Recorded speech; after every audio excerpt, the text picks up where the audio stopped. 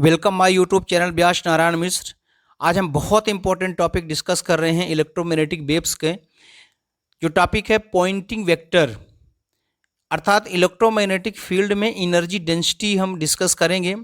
Please आप हमारे channel को सब्सक्राइब करें, लाइक करें, शेयर करें अपने फ्रेंड सर्कल में। कोई प्रॉब्लम हो तो आप कमेंट कर सकते हैं। तो हम जानते हैं कि किसी मीडियम में इलेक्ट्रिक और मैग्नेटिक फील्ड का जो प्रोपोगेशन होता है वो मैक्सवेल इक्वेशन की हेल्प से एक्सप्लेन किया जाता है। मैक्सवेल इक्वेशन में इलेक्ट्रिक फील्ड ई का जो कर्ल है वो टाइम के रिस्पेक्ट में मैग्नेटिक फील्ड के चेंज, रेट ऑफ चेंज को एक्सप्लेन करता है। मतलब यदि हम इलेक्ट्रिक फील्ड का कर्ल लेते हैं, जैसे हम देखते हैं कर्ल ई इक्वल टू, तो ये रिप्रेजेंट करता है minus del B upon del T. इसका मतलब होता है कि इलेक्ट्रिक फील्ड का कर्ल टाइम के साथ जो मैग्नेटिक फील्ड में चेंजेज होते हैं उस चेंज के इक्वल होता है। यदि हम मैग्नेटिक फील्ड का कर्ल लेते हैं तो टाइम के रिस्पेक्ट में इलेक्ट्रिक फील्ड के रेट ऑफ चेंज को एक्सप्लेन करता है। तो ये मैक्सवेल इक्वेशन से एक्सप्लेन होता है। अब हम कंसीडर करते हैं कि कोई एक क्लोज्ड सरफेस एस है जो कि एक वॉल्यूम वी को क्लोज कर रहा है और ये एक मीडियम में रखा हुआ है और इस मीडियम में इलेक्ट्रोमैग्नेटिक वेव प्रोपोगेट हो रहा है। तो जो मैक्सवेल इक्वेशन होता है, जैसा कि हमने अभी डिस्कस किया, कर्ल ई इक्वल टू होता है minus del B upon del T, और दूसरा होता है कर्ल बी इक्वल टू, ये वेक्टर फॉर्म में इसको लिखेंगे, curl B equal to mu zero vector J plus epsilon zero del E upon del T. ये आपका मैक्सवेल इक्वेशन है। अब हम इसमें से वेक्टर बी के साथ हम क्या करेंगे, स्केलर प्रोडक्ट लेकर के एक दूसरे को हम सब्ट्रैक्ट कर देंगे। तो इस तरह से कर्ल बी में हम ई को मल्टीप्लाई करेंगे इलेक्ट्रिक फील्ड को, तो ये हो जाएगा E del cross B. Curl B को हम डेल क्रॉस बी की तरह लिखते हैं इस तरह से। और कर्ल ई में यदि हम बी को मल्टीप्लाई करते हैं तो ये हो जाएगा आपका बी इंटू कर्ल ई। अब कर्ल बी की जो वैल्यू होती है उसमें ई को मल्टीप्लाई करेंगे तो ये हमने ई को मल्टीप्लाई कर दिया। फिर सब्ट्रैक्शन में कर्ल ई की वैल्यू होती है minus del B upon del T, तो ये हो गया आपका माइनस माइनस प्लस हो जाएगा यहां पर, तो plus vector B dot del B upon del T हो जाएगा। अब इसको हम मल्टीप्लाई करेंगे तो ये हो जाएगा आपका mu zero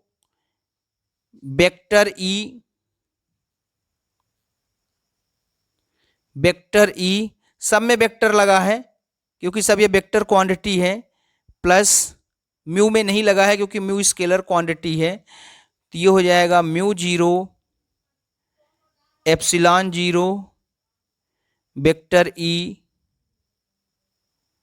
del E upon del T plus vector B del B upon del T. तो इसको जब हम सॉल्व करेंगे तो म्यू जीरो का जब हम ई डॉट जी में मल्टीप्लाई करेंगे इसका, तो ये हो जाएगा, फिर म्यू जीरो का इस स्टेप में मल्टीप्लाई करेंगे, तो इस तरह से हमने जब मल्टीप्लाई किया तो ये आ गया। अब हम यहाँ पे देखेंगे कि अब ये फार्मूला हम जानते हैं, del E cross B equal to होता है B del cross E minus E del cross B.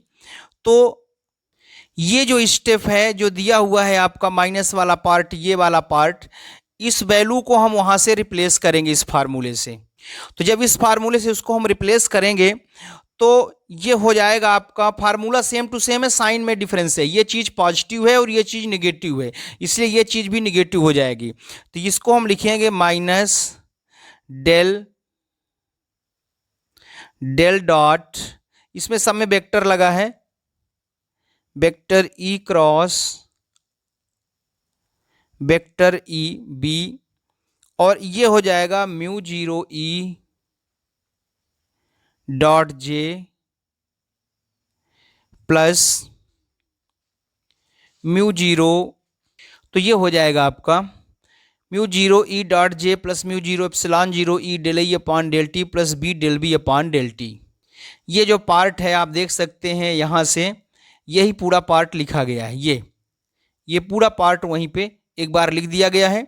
चूंकि इसकी वैल्यू हम रिप्लेस करते हैं तो चूंकि यहाँ पे ये फार्मूले में ये माइनस की जगह प्लस होता है और ये प्लस की जगह यहाँ माइनस होता है, इसलिए साइन चेंज हो गया। साइन चेंज होने का मतलब यहाँ पे माइनस लिख दिया गया है।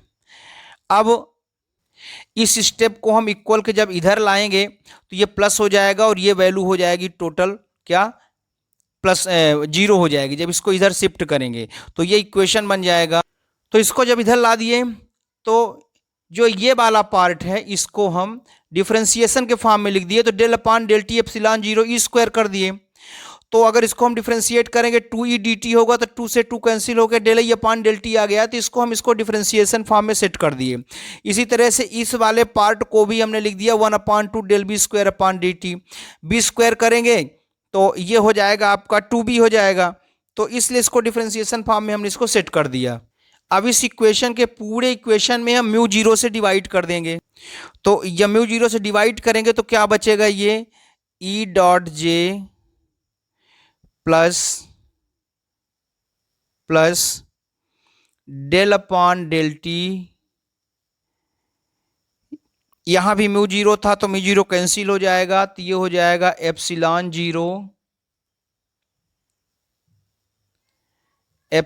Zero E square upon 2 plus del upon del T. यहाँ म्यू जीरो नहीं था तो म्यू जीरो से डिवाइड करेंगे तो नीचे म्यू जीरो आ जाएगा, 2 म्यू जीरो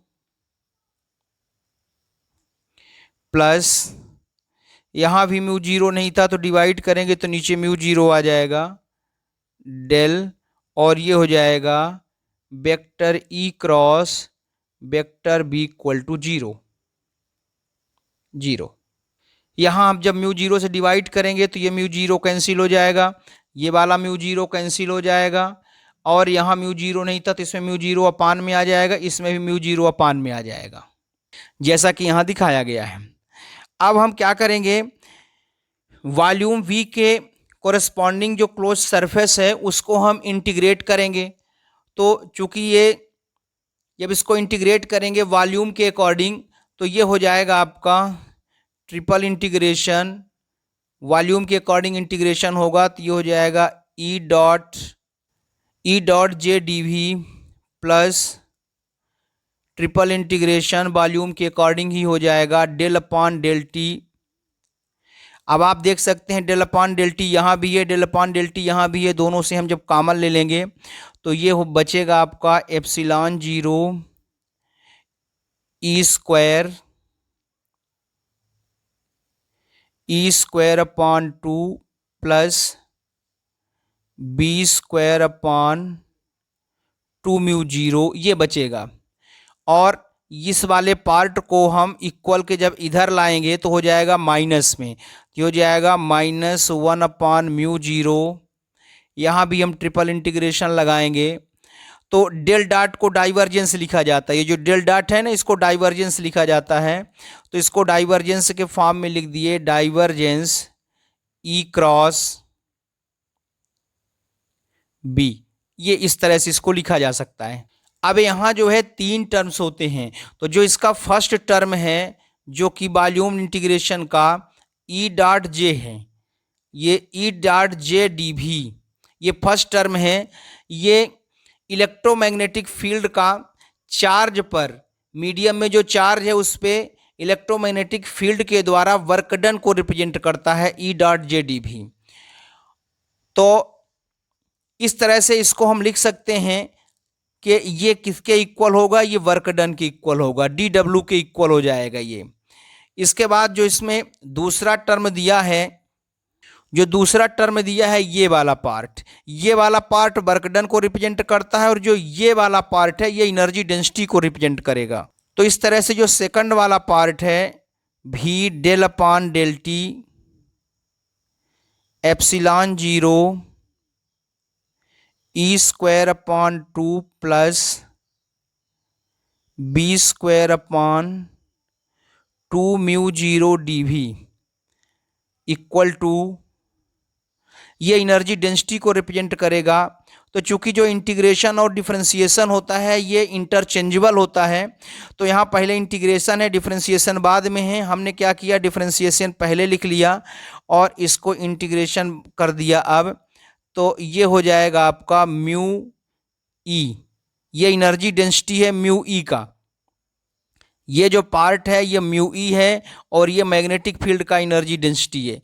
तो ये हो जाएगा mu E plus mu B, ये एनर्जी डेंसिटी इलेक्ट्रिक फील्ड और मैग्नेटिक फील्ड का है।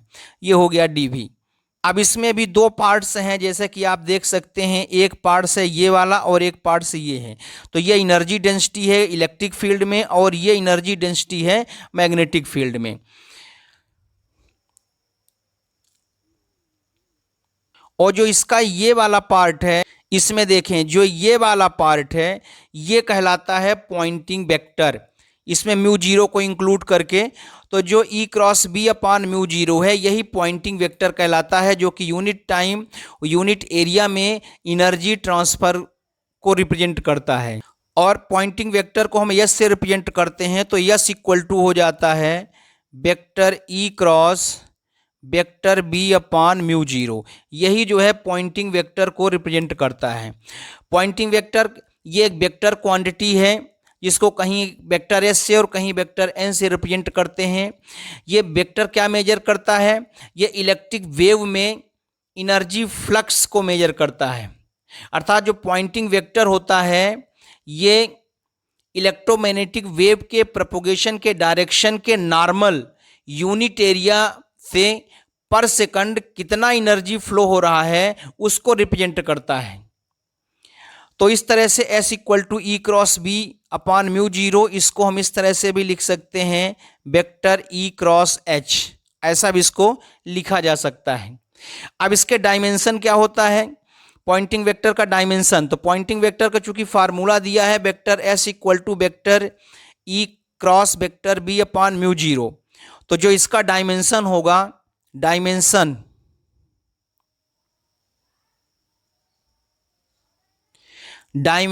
ऑफ पॉइंटिंग वेक्टर, तो इसका डायमेंशन हो जाएगा एनर्जी अपान एरिया इनटू टाइम, ये इसका डायमेंशन हो जाएगा। एनर्जी का डायमेंशन एरिया अपान टाइम। चूंकि आप देख सकते हैं जब हम यहाँ पे इलेक्ट्रिक फील्ड और एच की वैल्यू पुट करेंगे तो फाइनली यहाँ पे मिलेगा एनर्जी अपान एरिया इनटू टाइम, और एनर्जी अपान टाइम को हम लिखते हैं पावर। तो इस तरह से जो पॉइंटिंग वेक्टर है एस इक्वल टू हो जाएगा power upon area, energy upon time को क्या लिखते हैं पावर, तो ये हो जाएगा S equal to P upon A, ये हो जाएगा आपका पॉइंटिंग वेक्टर। यहां से यदि हमें पावर कैलकुलेट करना है तो P इक्वल टू हो जाएगा पॉइंटिंग वेक्टर इनटू A। तो इस तरह से पॉइंटिंग वेक्टर क्या है, पॉइंटिंग थ्योरम ये बताता है कि इलेक्ट्रोमैग्नेटिक फोर्स के द्वारा चार्ज पे जो वर्क डन किया जाता है वो वर्क डन किसी सरफेस से जो एनर्जी फ्लो होता है उसमें जो एनर्जी स्टोर है उस स्टोर एनर्जी में कितना डिक्रीज होता है, उस डिक्रीज के डिफरेंस के इक्वल होता है पॉइंटिंग वेक्टर। फिर से सुन सकते हैं इसको, पॉइंटिंग वेक्टर क्या है, कोई एक सरफेस है, उस सरफेस से एनर्जी फ्लो होता है, ठीक है, और जब एनर्जी फ्लो होगा तो उसमें कुछ एनर्जी स्टोर होगा, तभी तो एनर्जी फ्लो होगा। तो जो एनर्जी फ्लो होगा, जो एनर्जी स्टोर होगा, उन दोनों के बीच में जो डिफरेंस है ना, क्योंकि एनर्जी जो स्टोर है जब वो एनर्जी फ्लो होने लगेगा तो स्टोरेज एनर्जी में डिक्रीजिंग हो जाएगा, मतलब स्टोरेज एनर्जी डिक्रीज होगा।